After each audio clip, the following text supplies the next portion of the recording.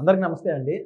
సాక్షి అధినాయకురాలు YS Bharati గారు, ఆవిడ రీసెంట్గా గత గవర్నమెంట్లో అనేది అక్రమాల్లో ఆవిడ పాత్ర అంటూ ఉన్నట్లు మనకైతే అర్థమవుతుంది. అదొక సెక్టర్ అయితే, స్వయాన సాక్షి సంస్థలో గతంలో ప్రియదర్శిని రామని ఆయన ఉన్న పళ్ళంగా పోయినాడు. ఇది సాక్షి నుంచి బయటికి వెళ్ళడం జరిగింది. అది కాకతాళీయమో ఏదో అనుకోవచ్చు. కానీ రీసెంట్గా నిన్న మొన్న ఒక వారం నుంచి జరుగుతున్న ఆంధ్ర రాష్ట్ర రాజకీయాలను చూసినట్లయితే, ఆంధ్రాలో జగన్మోహన్ రెడ్డి తర్వాత ఏటుగా ఉన్నటువంటి విజయసాయిరెడ్డి కూడా పార్టీకి రాజీనామా చేశాడు. పార్టీ విషయం చూస్తే అదో గతిగా ఉన్నది. ఇటు సాక్షి సంస్థ విషయం చూస్తే కొత్తగా రాణి రెడ్డి అనే ఆవిడ సాక్షికి రిజైన్ చేయడం జరిగింది. భారతిరెడ్డి తర్వాత మొత్తం తానే అయినటువంటి సాక్షికి ఆవిడే చూసుకునేదంట. దీనిపైన మనతో కీలకంగా విశ్లేషించడానికి షణ్ముఖ్ గారు ఉన్నారు. నమస్తే అండి. నమస్తే అండి. ఈవిడ ఎవరో రాణి రెడ్డి అంటే నేను కొత్తగా వింటున్నాను. భారతిరెడ్డి తర్వాత ఆవిడ కేవలం ఎండి చైర్లో కూర్చుంటే మొత్తం సాక్షి మెయింటెనెన్స్ మొత్తం రాణిరెడ్డి చేతల్లో ఉండేదంట. ఆవిడ కూడా రిజైన్ చేయడానికి అసలు అంత కారణం ఏముంటుంది? ఇప్పుడు మీరు అడుగుతున్నటువంటి ప్రశ్న ఏదైతే ఉందో, ముఖ్యంగా ఇక్కడ 2 విషయాలు చెప్పాలనుకుంటున్నాను. మొదటగా ఏంటంటే, మీరు అడిగిన ప్రశ్నలో మెన్షన్ చేసినటువంటి పేరు రాణిరెడ్డి. మరి దానికంటే ముందుగా ప్రియదర్శిని రామ్ గురించి నేను చెప్పాలనుకుంటున్నాను. గతంలో ఈయన అంటే ప్రియదర్శిని రామ్ అంటే చాలామందికి తెలియకపోవచ్చు. వినయ విధేయ రామ మూవీలో, రామ్ చరణ్ గారి యొక్క మూవీలో పోలీస్ పాత్ర పోషించినటువంటి వ్యక్తి ప్రియదర్శిని రామ్ గారు. మీరు చెప్తుంటే నాకు గుర్తొస్తుందండి. నేను చిన్నప్పుడు నాకు బాగా గుర్తు, డిడి సప్తగిరిలో దాంట్లో వచ్చేది డిటెక్టివ్ పరమహంస అనేది బలి ఉండేది ప్రోగ్రామ్ సాయంత్రం పూట. దాంట్లో కూడా హీరోగా యాక్టింగ్ చేస్తున్నాడు ఒక సీరియల్లో. ఆయనే కదా? ఆయనండి. యాక్చువల్గా ఏంటంటే ఆయన మంచి రైటరు, డైరెక్టర్గా అవ్వాల్సినటువంటి టాలెంట్ ఉన్నటువంటి వ్యక్తి, జర్నలిజంలో చాలా బాగా విలువలు ఉన్నటువంటి వ్యక్తి ప్రియదర్శిని రామ్ గారు. ఆయన స్వతహాగా కష్టపడి తనకు తానుగా ఎదిగినటువంటి వ్యక్తి ప్రియదర్శిని రామ్ గారు. మరి గతంలో ఆయన చాలా వీడియోల్లో చెప్పడం జరిగింది, మీరు 8 నుంచి 10 సంవత్సరాల పాటు సాక్షిలో పనిచేశారు, ఎందుకు మీరు బయటికి రావడం జరిగింది అని చెప్పేసి ఒక మాట ఒక ఇంటర్వ్యూలో అడగడం జరిగింది. ఆయన ఏం చెప్పారు ప్రియదర్శిని రామ్ గారు?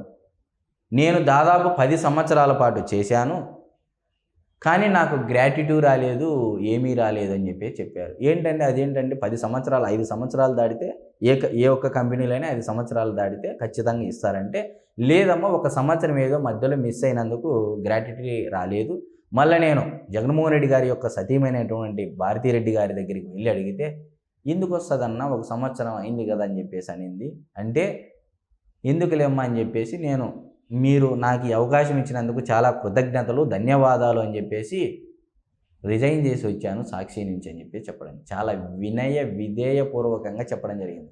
ఆయన ఏ రకంగా అయితే వినయ విధేయ రామ మూవీలో నటించాడో, అలాగే వినయ విధేయపూర్వకంగా భారతిరెడ్డి గారికి ఒక రాజీనామా లేఖను పంపించి, అమ్మ మీరు నాకు ఈ అవకాశం ఇచ్చినందుకు ధన్యవాదాలు అని చెప్పేసి తన బాధను వ్యక్తపరుచుకునే విధంగా ఒక చెంపపెట్టులాగా చెప్పి బయటికి రావడం జరిగింది. పాపం ఆయన చూడడానికి చాలా యంగర్గా ఉండొచ్చు కాక 65 ఏళ్ళు 66 ఏళ్ళు ఉంటాయి. దాదాపు 60 సంవత్సరాలు పైబడినటువంటి వ్యక్తి, దాదాపు 10 సంవత్సరాలు మీకు ఒక రకంగా చెప్పాలి అంటే మీ సాక్షి పేపర్ ఈరోజు ఈ విధంగా నిలబడింది అంటే ప్రియదర్శిని రామ్ గారి వల్ల అని ఆ సాక్షిలో ఉన్న కొంతమంది చెప్తా ఉంటారు. ఎడిటోరియల్స్ కూడా రామ్ ఎడిటోరియల్స్ అని వస్తుంటారు. మరి ఇంతగా పనిచేసినటువంటి ప్రియదర్శిని రామ్ గారికి గ్రాట్యుటీ విషయంలోనే ఇబ్బంది పెట్టినటువంటి సాక్షి యాజమాన్యం అయినటువంటి భారతిరెడ్డి గారి ఈరోజు ఒక సెన్సేషనల్ న్యూస్ జరిగింది, రాణిరెడ్డి గారు అని చెప్పేసి.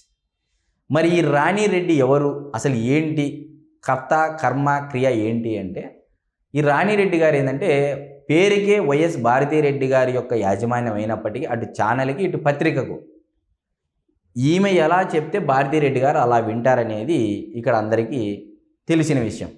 మరి ఇప్పుడు ఈమె తన అనుయాయులని, తన మనుషులని ఆ సంస్థల్లో పెట్టుకొని పెత్తనం చలాయిస్తున్నారు, సాక్షి యాజమాన్యానికి నష్టపరిచే విధంగా చేస్తున్నారని చెప్పేసి ఒక ఆరోపణ ఎవరు చేయకపోగా, ఇది తెలుసుకున్నటువంటి భారతిరెడ్డి గారు స్వయంగా నోటీస్ పీరియడ్ 2 నెలల సమయం ఇచ్చినప్పటికీ, మీరు ఈ 2 నెలల సమయంలో కూడా రావాల్సిన అవసరం లేదు, ఇమీడియట్గా మీరు ఏ యాక్షన్ తీసుకోవాల్సిన అవసరము లేదు, మీరు సంస్థకు పని చేయాల్సిన అవసరం లేదని స్పష్టంగా ఆదేశాలు ఇవ్వడం జరిగింది.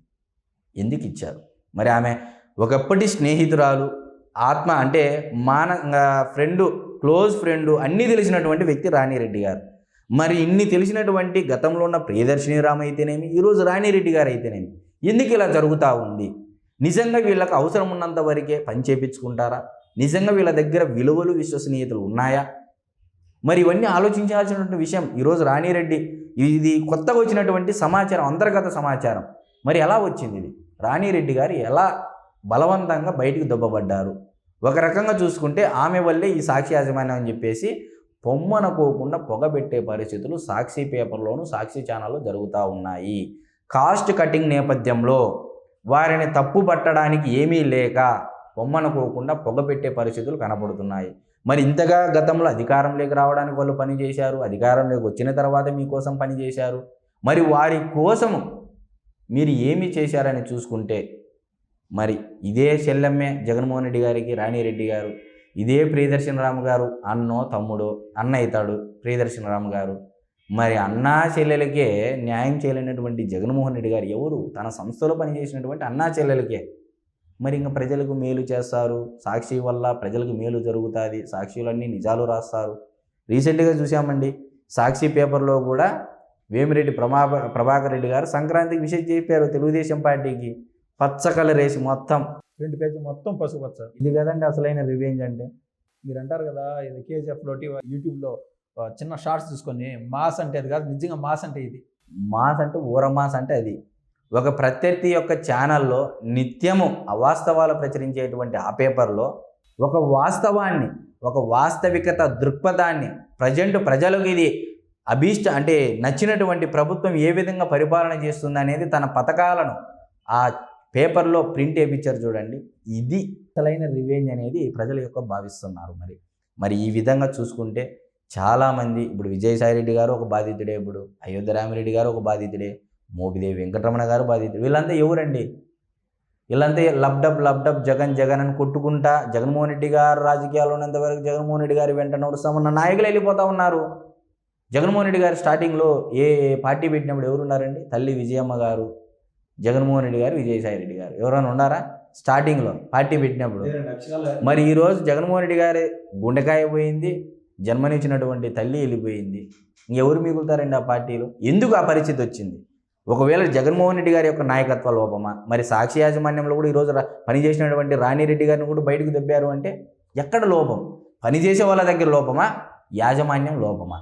అంటే యాజమాన్య అర్హతలు ఉన్నాయి కాబట్టి మేము ఏం చేసినా చెల్లుబాటు అవుతుందా? మరి ఏమనుకోవాలి అంటే ఏ విధంగా తీసుకోవాలి అనేది, ఒకవేళ వాళ్ళదే యాజమాన్యం అయినప్పటికీ ఇలా అర్ధాంతరంగా అన్యాయంగా ఒక మనిషిని ఇబ్బంది పెట్టడం అనేది ఎంతవరకు న్యాయం అనేది మరి ప్రజలు అర్థం చేసుకోవాలండి. ఒక పక్క షర్మిల గారు సాక్షిలో నాకు వాటాలు ఉన్నాయి, కనీసం అది హ్యాండిల్ చేయడానికి నాకు చిన్నపాటి అవకాశం కూడా ఇవ్వట్లేదని కోర్టుకు ఎక్కే పరిస్థితిలో ఉన్నారు. ఇప్పుడు చూస్తే సాక్షిలో ఇంటర్నల్గా ఇటువంటి గొడవలు ఉన్నాయి. అదేవిధంగా వైఎస్ఆర్సీపీ రాజకీయంగా ఎప్పుడు చూడని విధంగా స్వయంకృతాపరాధంలో భాగంగా అణచివేతకు గురవుతోంది.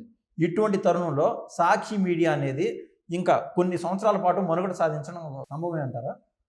దీనికి ప్రజలకు బాగా అర్థమయ్యే విధంగా చెప్పాలి అంటే ఒక్క మాటలో, ఈ తతంగం అంతా రావణాసురుడి యొక్క పతనం రాముడి యొక్క బలం కాదు, రావణాసురుడి యొక్క అహంకారం వల్లే తను చనిపోయాడు అని చెప్పేసి అలనాడు ఆ పురాణం చెప్పింది. మరి నేటి జగన్ పురాణం ఏం చెప్తా ఉందంటే, జగన్మోహన్ రెడ్డి గారి యొక్క మారని తీరు, జగన్మోహన్ రెడ్డి గారి యొక్క అహంకారం వల్ల, జగన్మోహన్ రెడ్డి గారి యొక్క స్వయంకృతాపరాధం వల్ల, నేను పట్టిన కుందేలుకు 3 కాళ్ళన్న నినాదంతో ముందుకెళ్తున్నటువంటి జగన్మోహన్ రెడ్డి గారి తీరు వల్ల ఎంతో కాలంగా శ్రమిస్తున్నటువంటి 3 తరాలతో సంబంధం అంటే అనుబంధం ఉన్నటువంటి విజయసాయిరెడ్డి గారే రాజకీయాలకు నేను దూరంగా ఉంటా, ఏ పార్టీలోకి చేరను, జగన్మోహన్ రెడ్డి గారికి మంచి జరగాలని కోరుకుంటున్నటువంటి విజయసాయిరెడ్డి గారు వెళ్ళిపోతున్నారంటే మరి అది ప్రజలు స్పష్టంగా అర్థమైంది. రాబోయే రోజుల్లో వైఎస్ఆర్సీపీ పార్టీ విలీనం అవుతుందా, లేకపోతే సాక్షి పేపర్ ఇంకో పేపర్లో విలీనం అవుతుందా, లేకపోతే సాక్షి ఛానల్ ఇంకో ఛానల్లో మెర్జ్ అయిపోతుందా అనేది మనం వేచి చూడాలి. ధన్యవాదాలండి. నమస్తే.